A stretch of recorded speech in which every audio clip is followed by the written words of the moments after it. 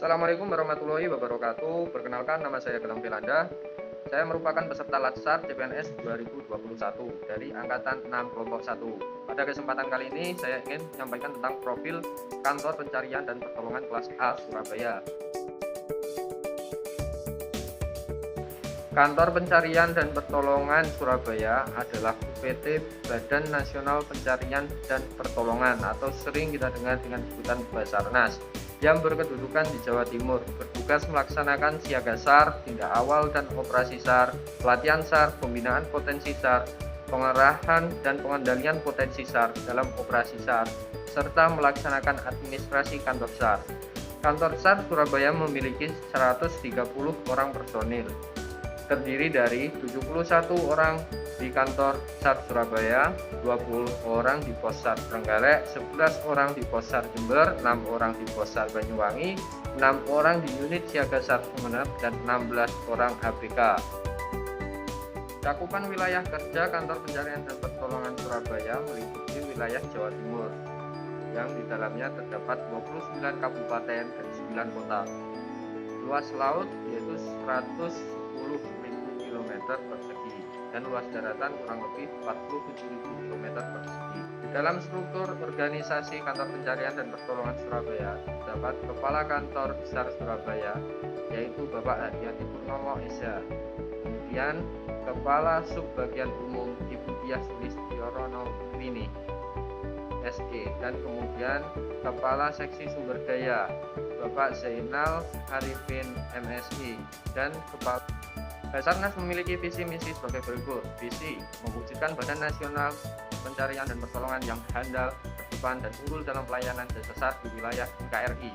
Misi menyelenggarakan siaga terus-menerus dalam pencarian dan pertolongan, melaksanakan koordinasi dengan instansi atau organisasi nasional maupun internasional, menyelenggarakan peningkatan kemampuan teknis dan manajerial organisasi, kemudian melaksanakan pembinaan kemampuan dan kesiapan sumber daya manusia, dan menyediakan sarana dan prasarana operasi.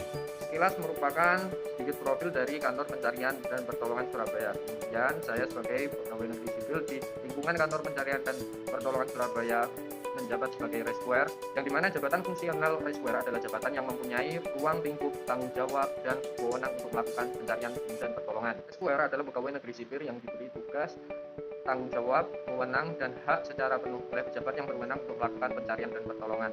Rescuer berkedudukan sebagai pelaksana teknis pencarian dan pertolongan pada instansi pemerintah.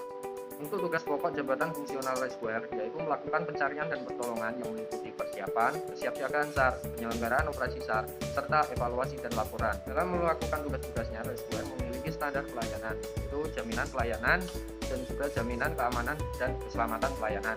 Jaminan pelayanan meliputi masyarakat dan pihak terkait dapat melaporkan dan meminta bantuan selama 24 jam kepada Kantor Pencarian dan Pertolongan setiap saat. Kemudian masyarakat dan pihak terkait mendapat pelayanan operasi pencarian dan pertolongan sesuai jenis kecelakaan, bencana, atau kondisi membahayakan manusia sesuai dengan yang dilaporkan. Masyarakat dan pihak terkait mendapatkan pelayanan operasi pencarian dan pertolongan paling lama 7 hari dan dapat diperpanjang kembali sesuai dengan ketentuan peraturan perundang-undangan. Untuk jaminan keamanan dan keselamatan pelayanan operasi pencarian dan pertolongan dilaksanakan oleh petugas pencarian dan pertolongan yang berkompeten di bidang pencarian dan pertolongan. Pelaksanaan operasi pencarian dan pertolongan di bawah pengendalian dan pengawasan Koordinator Pencarian dan Pertolongan atau SC.